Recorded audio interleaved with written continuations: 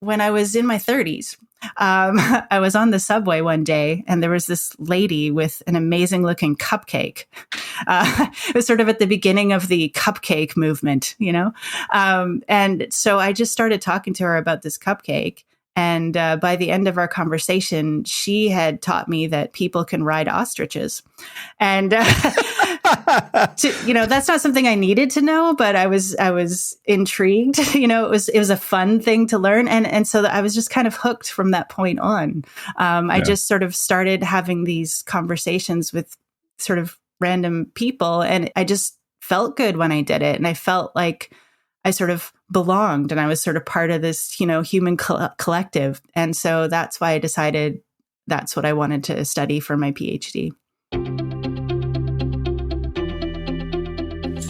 I'm Srini Rao, and this is the Unmistakable Creative Podcast, where you get a window into the stories and insights of the most innovative and creative minds who've started movements, built thriving businesses, written best-selling books, and created insanely interesting art.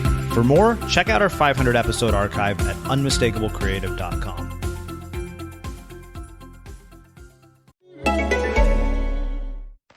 RX bars are the protein bars with core ingredients right on the front. But since you can't see them right now, picture this. 12 grams of protein made with real, simple food. We have indulgent chocolate sea salt, rich peanut butter and chocolate, and tasty blueberry. But those are only a few. We've got thousands. No, just kidding. But with 16 flavors, there's plenty to choose from at rxbar.com. RX Bar. Simple. Good. Gillian, welcome to the Unmistakable Creative. Thanks so much for taking the time to join us. Thanks for having me. Yeah, it is my pleasure to have you here. So I came across your research in one of the two books that I was reading, the Friendship book by Lydia Denworth, who was also a guest here, or the other one, which was Vivek Murthy's new book on loneliness. And when I saw that you were somebody who researches talking to strangers for a living, I thought, okay, I have to talk to you because that's kind of what I do, but you get to do it in a very different context. And you probably have a lot more science behind it, which is something that I tend to absolutely love. So absolutely thrilled to have you here. But before we get into your work, I want to start by asking what I think is a very fitting question, given the nature of your background. And that is, what social group were you a part of in high school? And what impact did that end up having on the choices that you've made throughout your life and your career? Wow, I've never had that question before. I don't know if I was part of a particular group in high school, which is an interesting thing to think about because I did the sports stuff and I did the music stuff. And I felt like I kind of knew everybody a little bit, but wasn't really part of any particular group. And that's sort of a theme throughout my life. I always sort of feel this motivation to know everybody, if that's possible.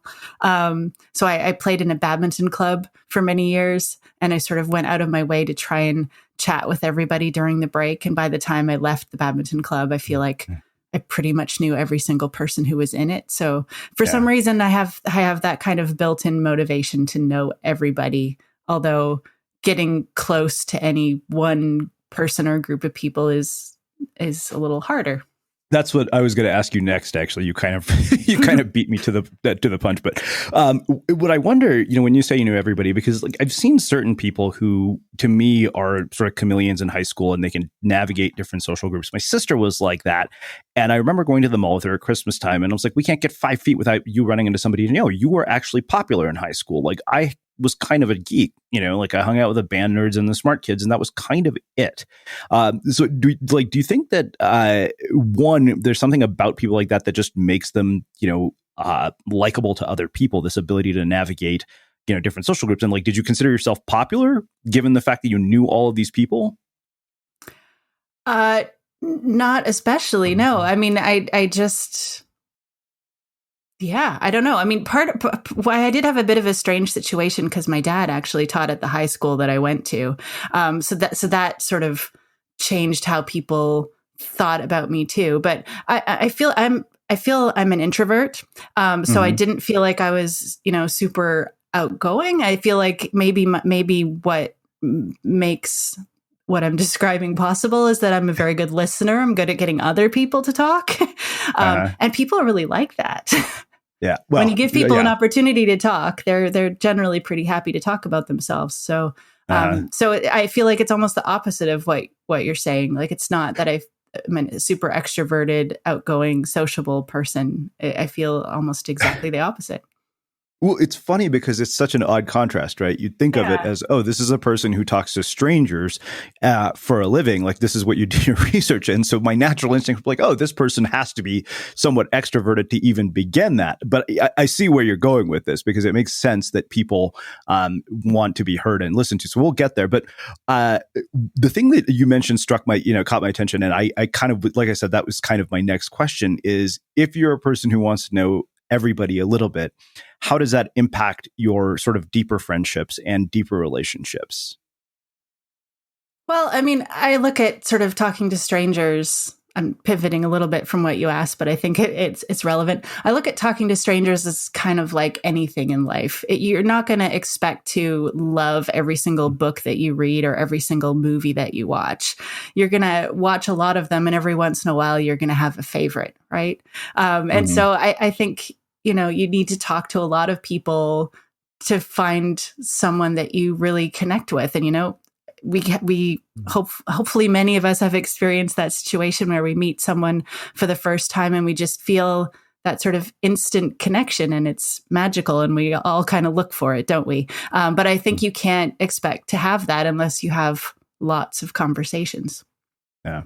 So I want to come back to this, but how in the world did you get into this work? Because, I don't imagine, this is one of the things, and this is pretty common to almost everybody that I talk to at Unmistakable Creative. Like, none of these careers are things that your high school guidance counselor is going to suggest you should go and do. That's true. Well, I'll do the long version of the story. You can edit it if you want. I actually did an undergraduate degree in computer science, so something totally different. And I didn't dislike it, but I didn't feel like it was really sort of making me feel as good about my job as I kind of thought that people could feel. And so I was looking for what to do instead. And so I was just basically, realizing that I didn't want to keep doing what I was doing was actually a lot easier than figuring out what did I want to do. And how I did that was I was just started paying attention, just looking around and trying to notice the things that were jumping out at me, things that made me feel interested and excited. And eventually I noticed that there was there was sort of a common thread, which was psychology. And I was kind of lucky in a way. It was around the time that there was a shift in psychology, and there was a movement towards positive psychology. So up until then, kind of like in the medical profession, for a very long time, the focus was on helping people feel better when they were unwell or fixing things that had gone wrong. And then it sort of expanded into looking at wellness as well. How can we keep people well so that they don't get sick in the first place? And psychology kind of had a similar shift, which was, we don't need to just focus on people who are struggling with mental illness or, look at sort of the negative stuff like prejudice and compliance and all these kind of things. But we could also expand our focus and look at what helps people thrive and how do people be happy.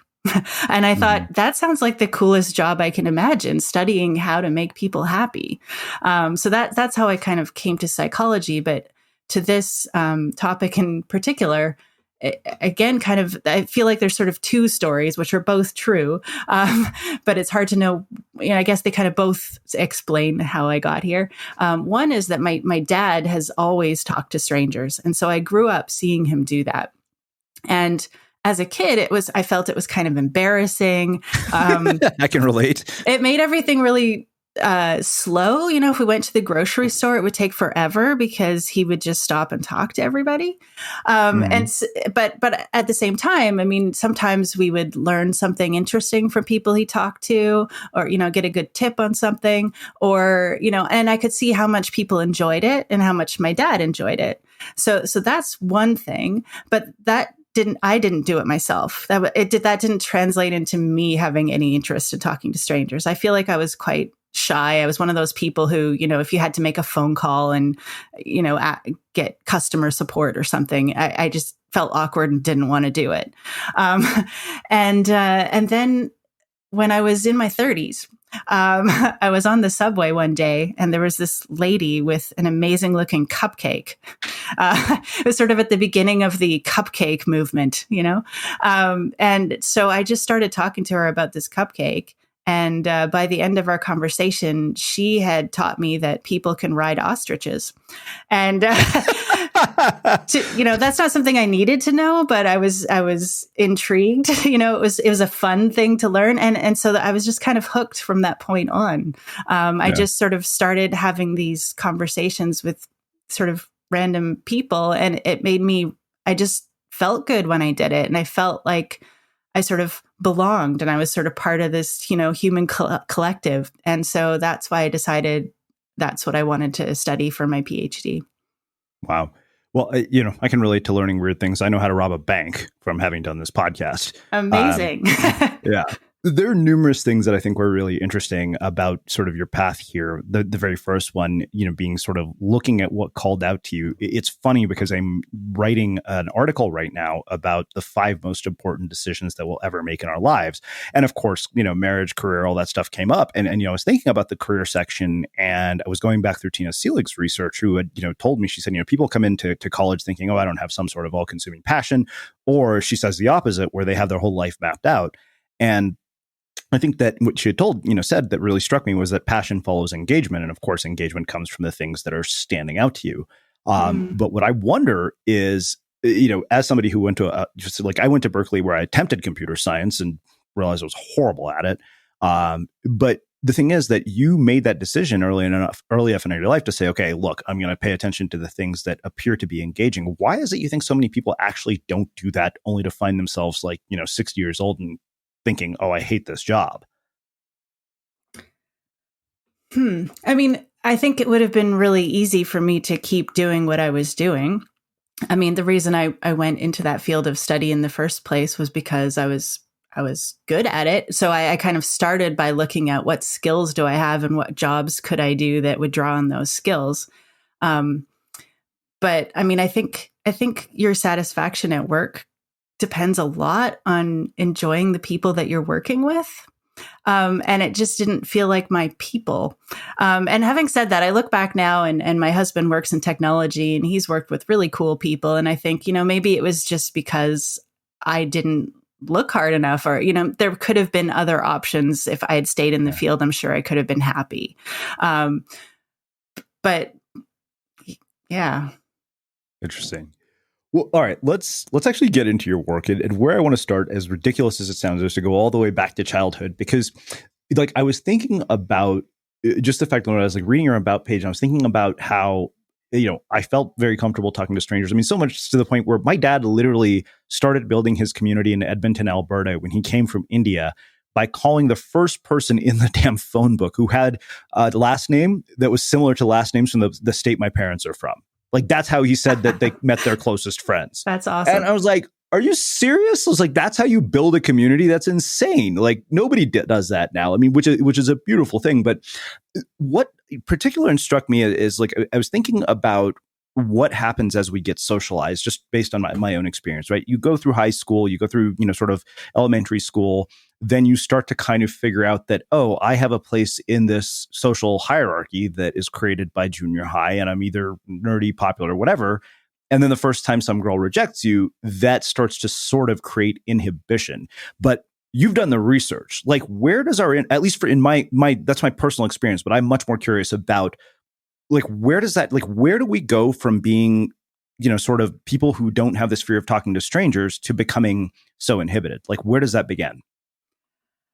I mean, I think you're absolutely right that we sort of develop a fear of rejection. And I think that's true, not just talking to strangers, but, we start fearing lots of things, don't we? We don't like failing. And so we don't try things if we're too concerned that we might not succeed at them. So, but yeah, I think we sort of, I think there's multiple reasons. I think we kind of, as babies, we are born fearing other people. So we have to kind of get over that first. But then there's all sorts of messages from society that we have to be careful about strangers. So there's sort of these competing things, aren't there? You know, we're social creatures and we want to connect to people, but then we're afraid if they don't include us, that's going to feel terrible. So yeah, we have to reconcile all these competing messages and competing thoughts. But my research and research from a few other people suggests that, you know, we don't get rejected as often as people fear.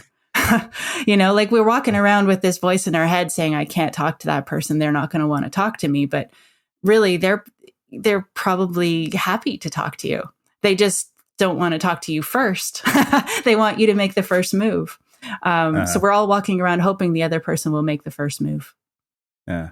Well, let's go deeper into this.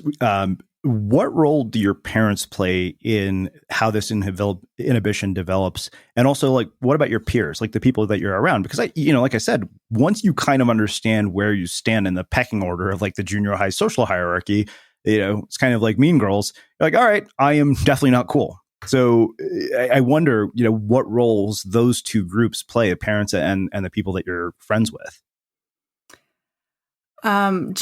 Just speaking from my personal experience, I mean, it could probably, I think we always learn one of two things from the people that are important to us. One could be that we want to be more like them and we learn from them.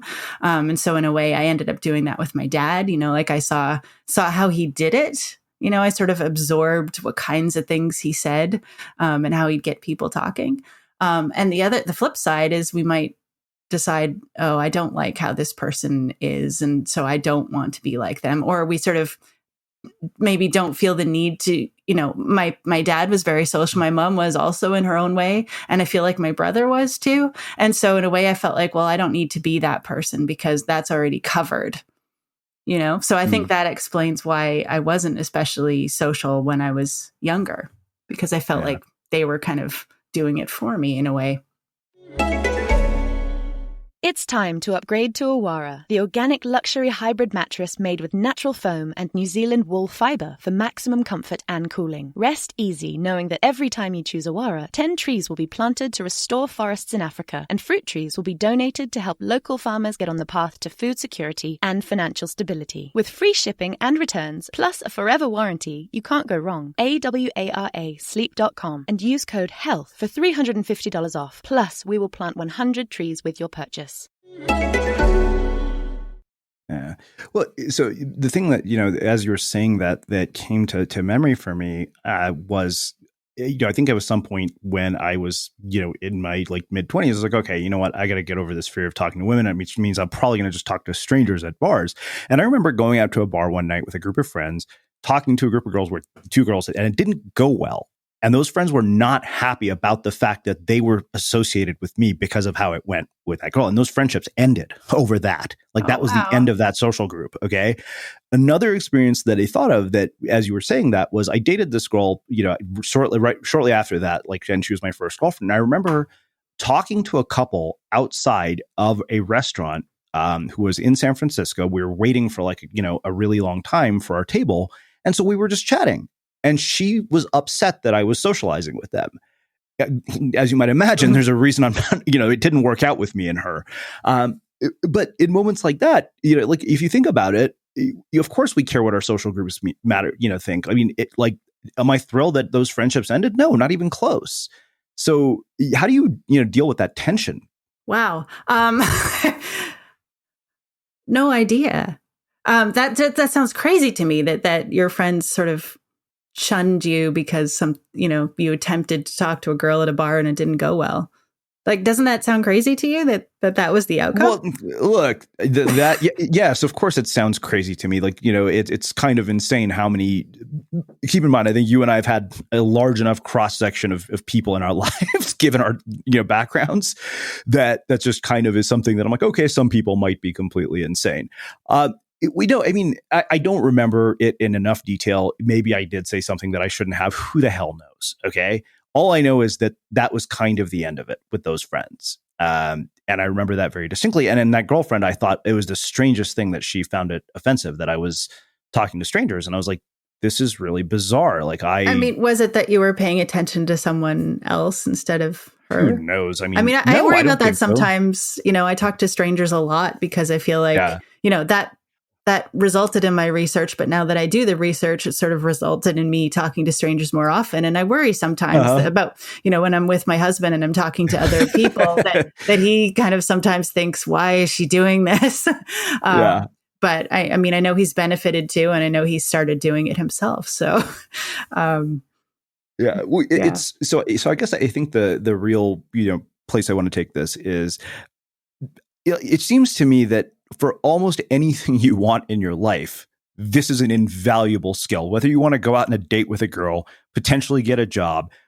I mean, it seems like interactions with strangers could lead to all sorts of wonderful things in your life. I mean, I've literally had people become podcast listeners because one of my friends, who has also been a guest here, you might actually like what she's done. She created this card deck called Serendipity, which is basically designed to force you to talk to strangers through all these really random things, like go ask a stranger for a mantra, or buy a stranger, a cup of coffee. And I remember, like, I bought coffee for like the 5 people in line behind me at Starbucks one day, and every one of them was like, "Who are you?" I was like, "Just some dude who lives here."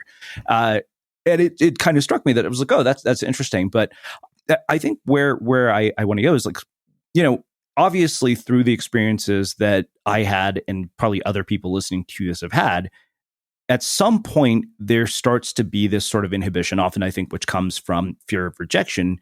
And what I wonder is how we get past that. But where I want to start is with, what is the most awkward conversation you've ever had with a stranger? I mean, I think about that a lot because, sort of going back to something you said earlier, psychologically speaking, anything bad that happens weighs more heavily on us than good things that happen, right? So if one bad thing happens, that sort of outweighs, 3 or 5 or however many good things. So we really remember the bad stuff. So if at any point in time you have a bad conversation with a stranger, it's really going to stick with you and make you not want to talk to anymore. And so I've been, tried to think about, have I ever had what I would consider a bad conversation with a stranger? And I'm not sure I have. I mean, I've definitely had boring ones. I've definitely had, there's quite a few boring ones. Definitely had a situation once where I was on the bus and I started talking to someone and, kind of thought, this person's not all there. But that didn't feel dangerous or scary or anything like that. So I don't know. Like, I actually don't feel like I've had a negative conversation. They're not always super pleasant or interesting. Or I guess recently I had a conversation with someone, and I started talking to him because he was carrying a net. And I said, "Why are you carrying a net?" So often I'm sort of commenting on something that I'm observing and using my curiosity. And he was rescuing fish. So there had been a heavy rain and all the fish had gone to a certain spot. And then the water had receded quite quickly because it's so hot in the summer. And the fish had gotten stuck in this spot. So he was capturing them in a net and moving them somewhere else so that they wouldn't die. And I thought, this is amazing. This guy is just, out of the goodness of his heart, rescuing fish. And then he kept talking and started talking about COVID and how the whole thing was a big conspiracy. And my reaction was, oh no. So, I found that very awkward, but, I don't know. I just try to be open-minded with other people. It doesn't matter if he thinks that and I don't. Everybody has their own beliefs, and it's not my job to try and convince them that mine are more right than theirs are. I don't know if that's true. I mean, I think one of the interesting things about talking to strangers is that you can learn about different perspectives and different cultures and different ideas. And, I just try to take it in. And so with this conspiracy theory guy, I just sort of said, "Why do you think that?" And, just let him talk a little bit. And, it wasn't an argument or anything like that. But I guess that's sort of my most recent sort of awkward interaction.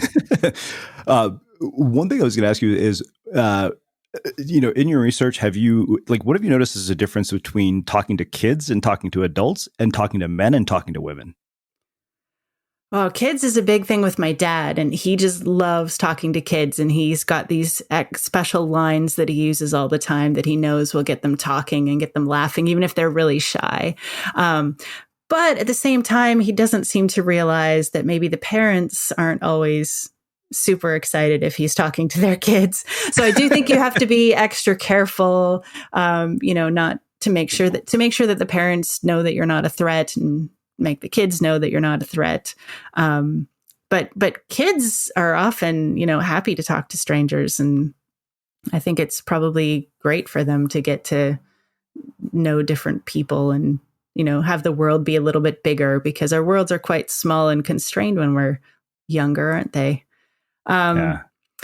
Men and women, that's a really awkward one. I haven't gone down that road with my research yet, because it just seems like a Pandora's box, But I have people tell me all the time that it adds a sort of extra barrier of fear. So men don't want, they're a little bit nervous about having a chat with a woman because they worry that the woman's going to think that they're hitting on them, even if they're not. So even taking aside the idea that you're talking for the purpose of trying to, ask someone out, if it's just because you're trying to have a chat, it just sort of adds this extra thing that you're worrying about.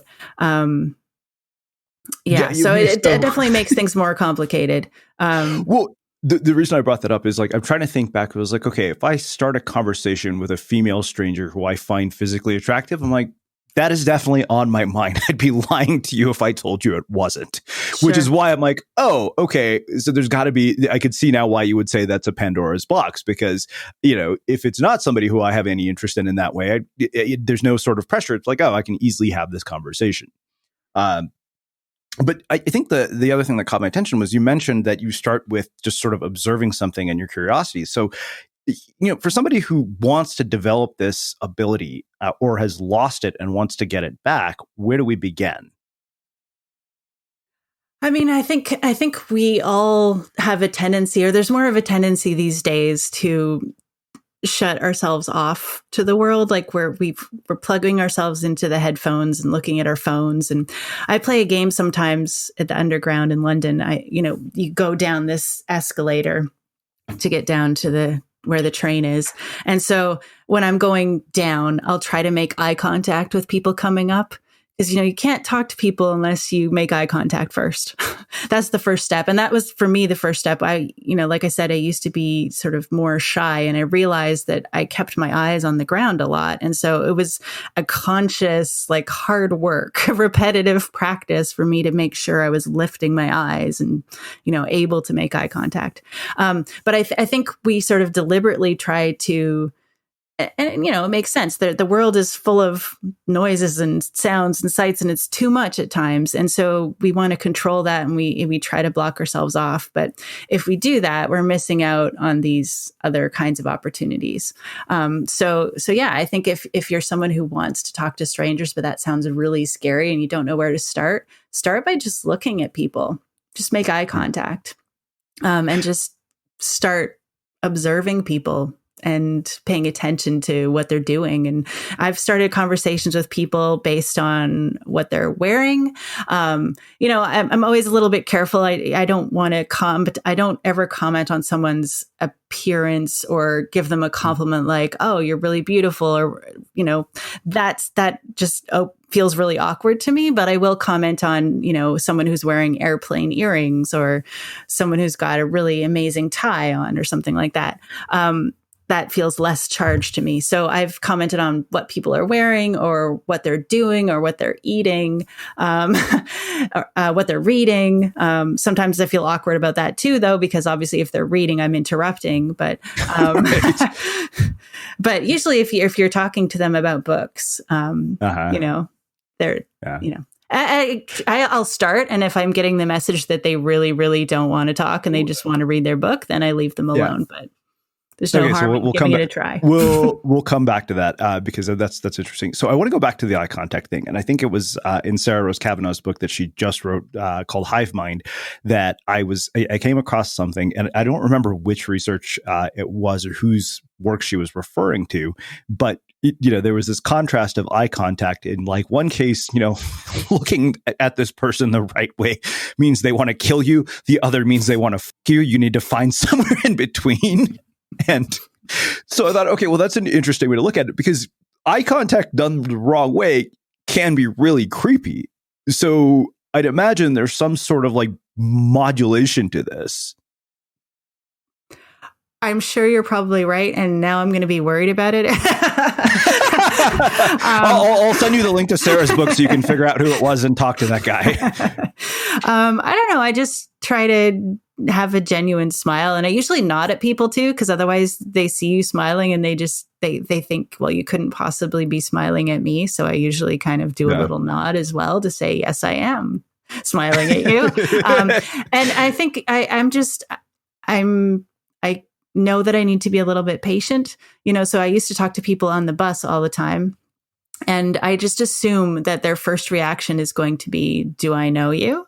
And then they're going to realize, no, I don't. Are you crazy? But I know if I'm patient that they'll get to the point where they realize I'm just being friendly and then everything will be okay.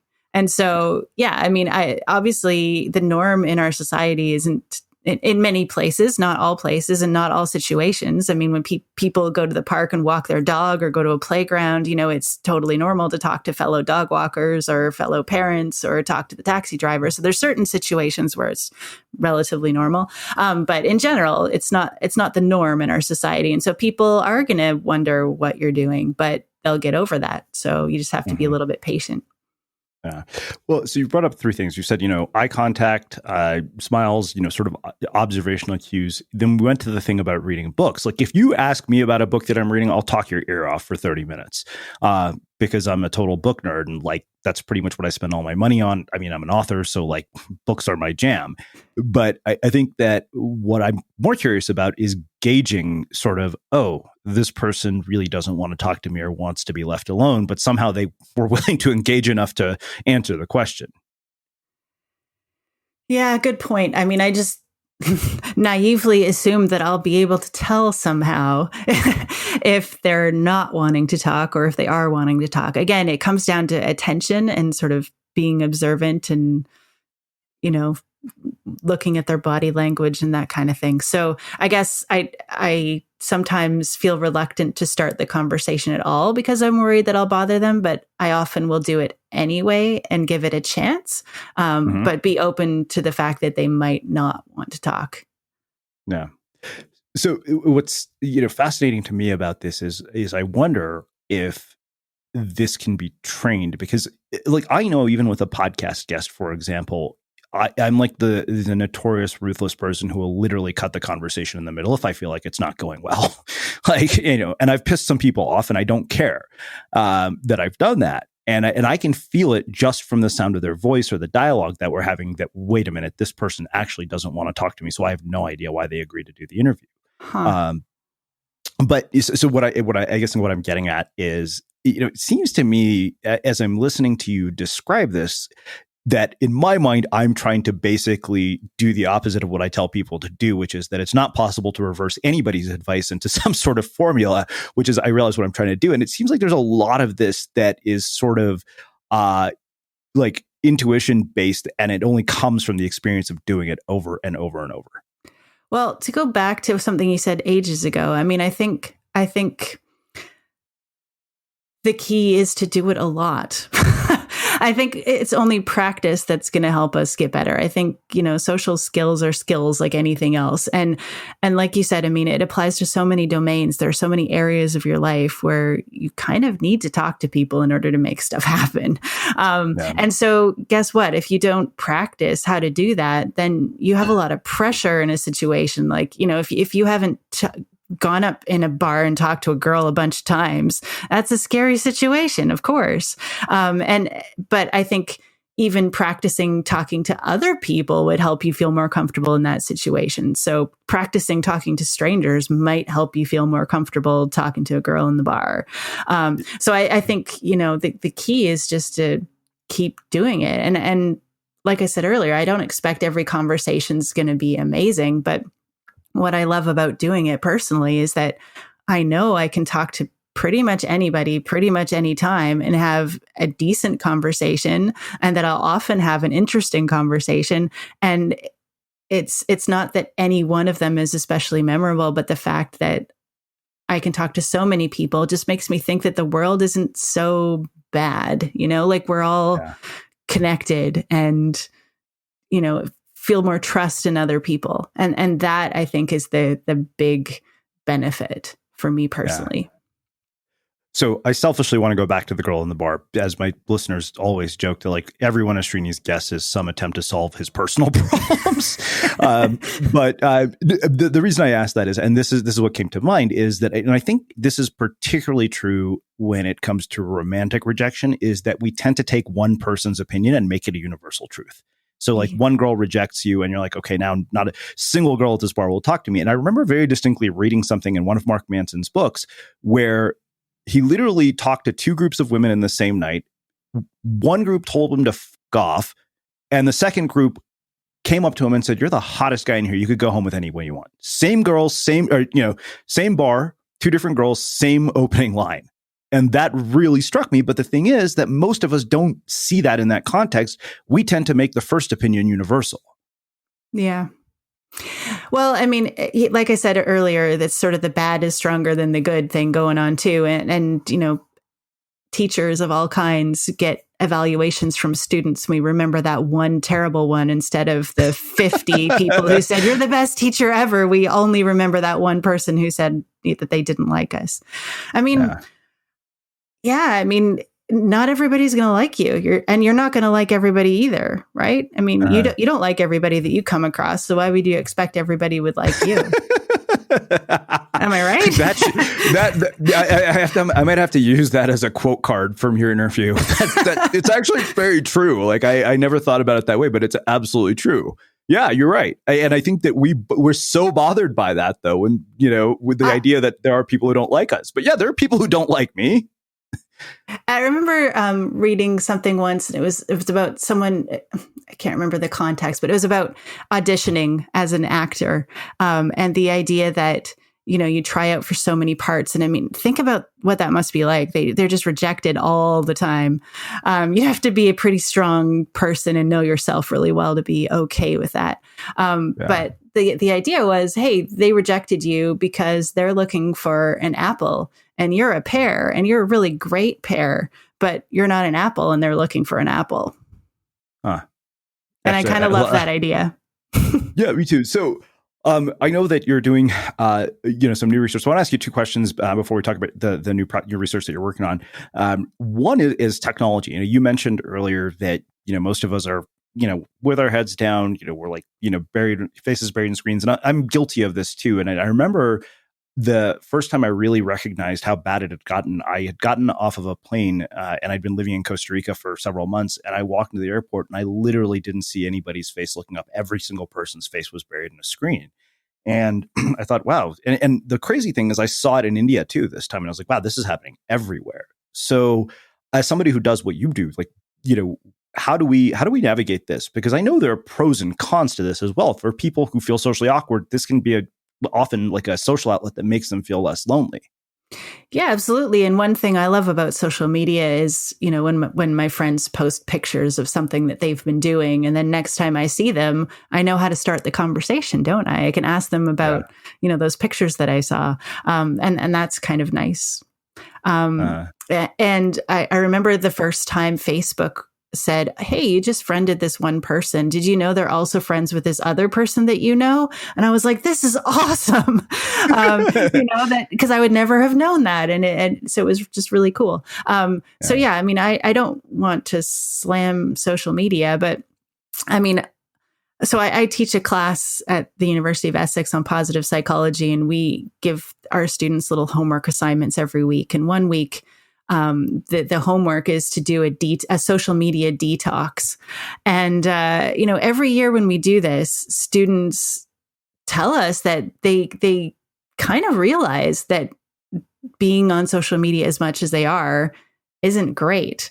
And they really kind of feel better. And a lot of people feel better. You can also feel sort of like you're missing out on things, but a lot of people say they feel better after taking a bit of a break. So, I mean, I don't think it's about going whole hog either way. I'm not saying you have to quit social media, but, a lot of us, I have had days where I just go check Twitter very quickly. And next thing I know, I've wasted God knows how many minutes. I'll say minutes. And I think, what did I learn, or what did I benefit from this? And, to be fair, today I saw a video of goats dancing to Staying Alive, and it was really awesome. So, Twitter for the win, but yeah. Well, it's funny. I had an old business partner who told me he's just started Googling political officials, and like within an hour he was reading about spirit cooking. And I'm like, okay, dude, I was like, how you went down that rabbit hole is beyond me. So one other question about this, and then I want to have you talk about what you're working on now. How do you think COVID is going to affect, this sort of talking to strangers thing? Because like, I remember even Lydia Denworth, when we were talking about friendship, she said that, I think we're going to fall into each other's arms.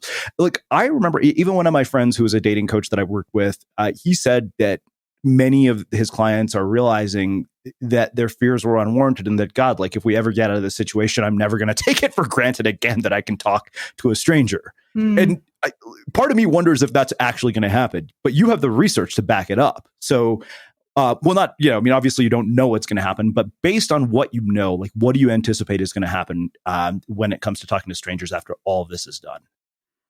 Well, I'll get to some data, but I'll just start with my personal experience. When COVID sort of first came about, we got locked down here in the UK, and we were only allowed to leave the house for groceries and an hour every day for exercise.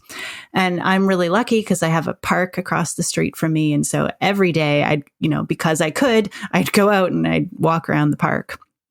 And I've gotten into a habit of talking to strangers, as I mentioned. And so normally I would be saying hi and talking to people in the park. But when COVID was new, people felt scary. And I was not looking at people. Anytime I passed someone, I was sort of, turning my back almost, because they started feeling like a threat. And so it took a real effort to get over that and start to feel okay again, that, even though we need to keep our distance, I could still smile at people. I could still acknowledge them. And, in a way, it's easier to connect with people now because we're all going through this crazy thing together. And so, I think it could go either way. I think, some people are probably going to focus on the threat, and be a little bit more worried. But other people, lots of people have told me stories about how they've met their neighbors now and they'd never met them before. But because of everything that's going on, they've started a WhatsApp group with their neighbors, or, everybody was outside clapping for the NHS. And I think people have maybe noticed the delivery drivers and how helpful they are, and notice the people who are working at the grocery store, and maybe having a chat with those people. My mom was telling me she saw the garbage truck come by, and she ran out, and she just felt this urge to say thank you to the driver. And he saw her run out, and he thought, oh no, what's wrong? And, she just wanted to say thank you. And so I think a lot of us have had those feelings as well, like feeling more connected and grateful for other people. So, I hope that's true. I hope we will connect more. Like I said, I think it's easier. I think we're looking for information a lot right now. And so that's something we want to talk to people and see, what are things like where you are, and what are you doing, and how are you coping? And we can get all that from strangers as well as we can from other people in our lives. And it's really easy to start a conversation because we have this major thing in common. So you don't have to worry about what am I going to say. You can say, this is pretty crazy, isn't it?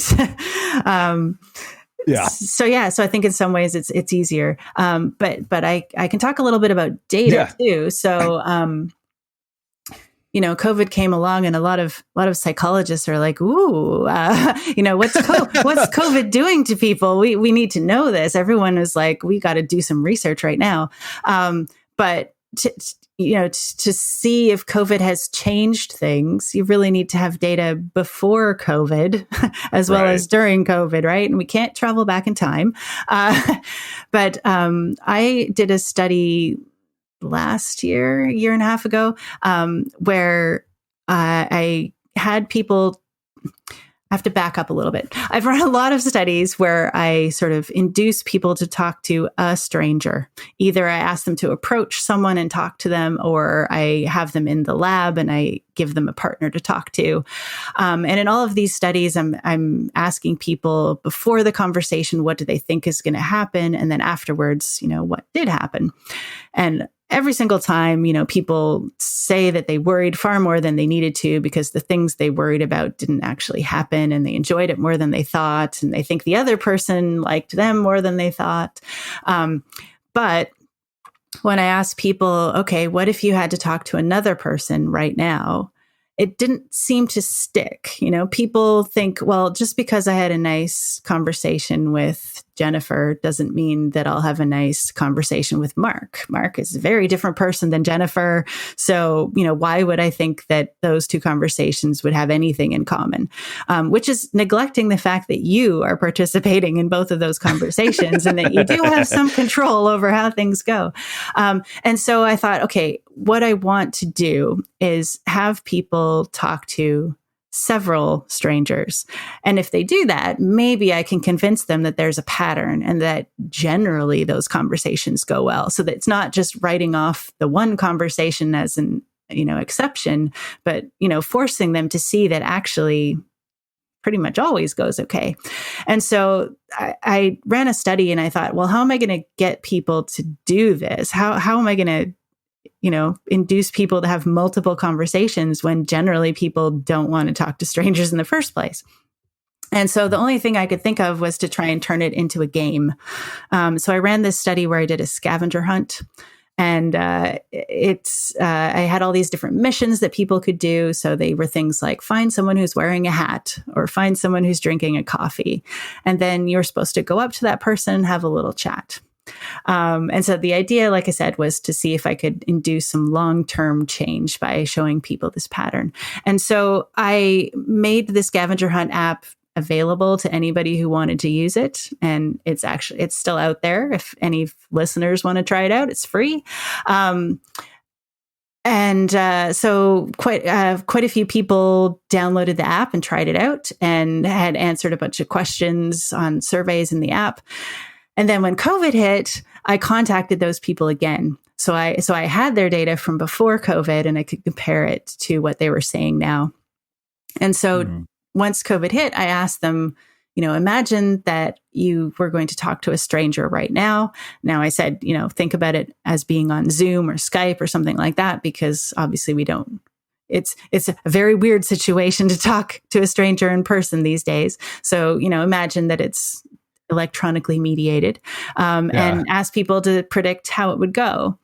And so, the predictions were a lot more positive than they were before COVID, but that could be for a number of reasons. It could be that, it didn't involve approaching someone. So it's a little less scary because of that. Maybe it's less scary to talk to someone over Zoom than it would be to approach them and talk to them in person. I was going to ask you about that.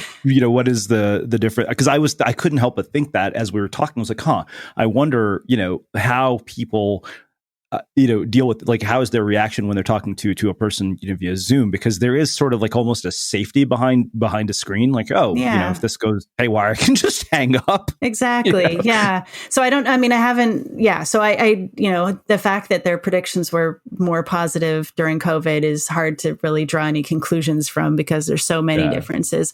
But at the end of the survey, I said to people, okay, would you like to actually talk to a stranger now? Like, I will connect you to someone else who's doing the study.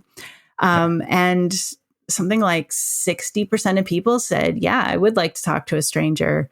And about 60% of those actually followed through and did have a conversation with a stranger. Some of them even recorded their conversations and sent them to me. So that was really cool. But one of the things that came out is I asked people before and after they had this conversation, some questions about loneliness, some questions about their perceptions about other people, like, so their feelings of trust in people in general, and how benevolent they thought other people were. Like, how good are other people? Are other people sort of out to get you, or are they generally good and fair and nice? And all of those things showed an improvement after having one conversation with a stranger during COVID. So people reported feeling less lonely after having this conversation, and they reported feeling more positive about other people. And their conversations were really quite long. Like, I asked them to predict how long such a conversation would be, and they said something like 12 minutes, I think. But on average, their conversations were 40 something minutes.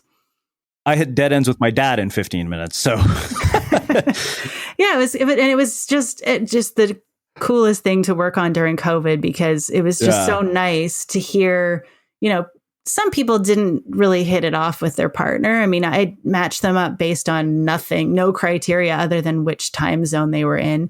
So yeah, not all people had a really great conversation or had any interest in talking to their partner again. But early on, like one of the first pairs that I connected, these two women, I guess, really hit it off, and they emailed me afterwards and they said, is it okay if we talk to each other again? I think they're being very kind, like, we don't want to mess up your research, but, would it be okay? And I was like, yeah, great.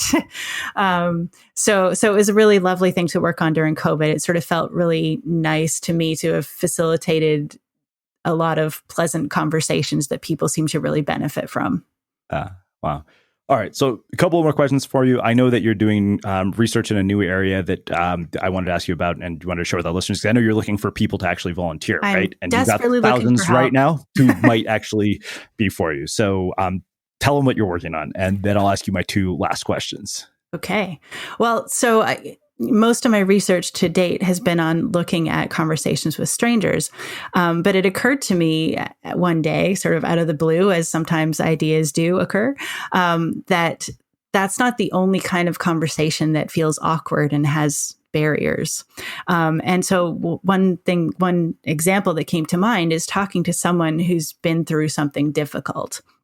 So talking to someone who's been diagnosed with cancer, or lost someone close to them, or experienced a miscarriage, or, many, many different things that could occur. And in all those situations, I mean, we hear the stories about how people really learn who their friends are because people just kind of disappear. And I don't think it's because people are, not good. I think people want to help and want to be supportive, but they're just really afraid that they might say the wrong thing and they don't know what they should say. And so they choose, unfortunately, to say nothing at all.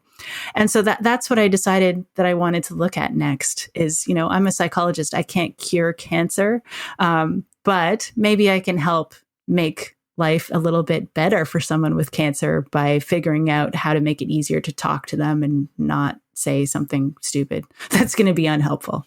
So I'm doing a study now where I'm looking for people who've experienced one of these difficult situations. So specifically, have had a cancer diagnosis, or experienced a miscarriage, or lost someone close to them fairly recently. So in the last 2 years, ideally. And what I want to know from those people, I want to hear about their experiences, about what people have said to them in an attempt to provide support, and how helpful those things have been. So I have an online survey that I'd be extremely grateful for any help. And people can find a link to that on my Twitter page. So my Twitter handle is Gillian Social, or on my webpage, which is gilliansandstrom.com. Super cool. So I have two last questions for you. One, did you meet your husband by starting a conversation with a stranger? And if not, what is the most memorable conversation you think you've had with a stranger? Well, I met my husband. We both were in the same program at university, but we didn't really know each other then. So we knew of each other because, we'd crossed paths, but we hadn't really hung out or spent any time together. And then 10 years later, I was at the opera and I saw him and I thought, hey, I know that guy. And so I went over and started talking to him. And then I realized actually I didn't really know him. I mean, I did, but I didn't, so it wasn't quite a talking to strangers situation, but it was, he was pretty close to a stranger at that point. Most memorable. That's probably got to be hard. It's like people who ask me, who's your favorite podcast guest? I did have a chat on the tube once. It was right around New Year's. I think it was this year actually. And I probably freaked the poor guy out because he was sitting across the aisle from me on the tube and my husband was there. And that always makes me feel a little bit better. Like hopefully if I start talking to a man, he realizes that I'm, not trying to hit on him. But I saw that this guy had a lanyard on and he had this badge that said something about the London fireworks. And so I was like, I got to talk to this guy. And so I crossed over to the other side of the train and sat beside him. And I was like, hey, I saw your badge. Are you working on the fireworks? And it turned out that he'd worked on all sorts of special events. He'd been involved in the London Olympics. And he told me this amazing story about how he'd worked on the Graham Norton show, which is a talk show in the UK, which is super awesome. He had, Lady Gaga had basically fallen in his lap. So that was an entertaining story. But. Wow. All right. So I have one final question for you, which is how we finish all of our interviews. What do you think it is that makes somebody or something unmistakable? Because of the unmistakable creative thing. Got it. No, you should have warned me about this. Clearly, I needed to listen all the way through to an end of one of your podcasts. I'm kind of glad you didn't, because now you won't be influenced by other people's answers. What makes someone unmistakable? What does that even mean? You mean like different from other people, like unique? It's funny. So when you write a book called Unmistakable, apparently you have to define what it means, or your editor will hate your guts. So I defined it as something that is so distinctive that nobody else could have done it but you. It's something you don't have to put your signature on. It's recognized as your work or your expression of whatever it is that you've done. I wish I had a really great answer to your question, but I have no idea. What have other people said? Because creativity is not like I always thought that I was not a creative person, and that's because my one definition of creativity was the idea that you had to come up with something new and exciting that no one had ever done before. And then I realized, at least as far as how psychologists study creativity, that there's another kind, which is about making connections between things that have never been connected before, making sort of unusual associations. And I thought, okay, I can do that. That's my kind of creativity. So tell me what other people have said, and maybe that'll spark something for me. Well, no, I think that's a great answer. But it's ranged from sort of, authenticity, which, often people say, I know this sounds generic. And it's, there have been really interesting ones. There are certain ones that are really memorable, but other ones, they sound very similar. And so it's just one of those things that I'm always curious to see how people answer. Some of them have said generosity. It ranges all over the board, but there are definitely common themes. Authenticity comes up over and over again. But I think what you brought up was actually perfect. That is, like, in my mind, a really interesting place to actually, use that as your own definition. All right, because cool. I think that, everybody has their own definitions, which is what makes it interesting. I think it's a very hopeful thought, right? It's less pressure, a less pressured kind of creativity. And I think it's something we can all do that's basically what we're doing in life, right? We're seeing what other people do and what other people choose. And we're saying, well, I like this bit, I don't like that bit. And you're sort of putting it together in your own way. Amazing. Well, I can't thank you enough for taking the time to join us and sharing your story, your wisdom, and your insights with our listeners. Just in case they didn't hear you the first time when you were talking about your research, where can people find out more about you, your work, and everything that you're up to? My website is GillianSandstrom.com. So that actually comes from Swedish. My dad's got Swedish ancestry. So it's Strom, not storm, not sandstorm. Strom actually means stream. So it's like my surname means sandy stream. So GillianSandstrom.com. Awesome. And for everybody listening, we will wrap the show with that. Thank you for listening to this episode of the Unmistakable Creative Podcast. While you were listening, were there any moments you found fascinating, inspiring, instructive, maybe even heartwarming? Can you think of anyone, a friend or a family member who would appreciate this moment? If so, take a second and share today's episode with that one person, because good ideas and messages are meant to be shared.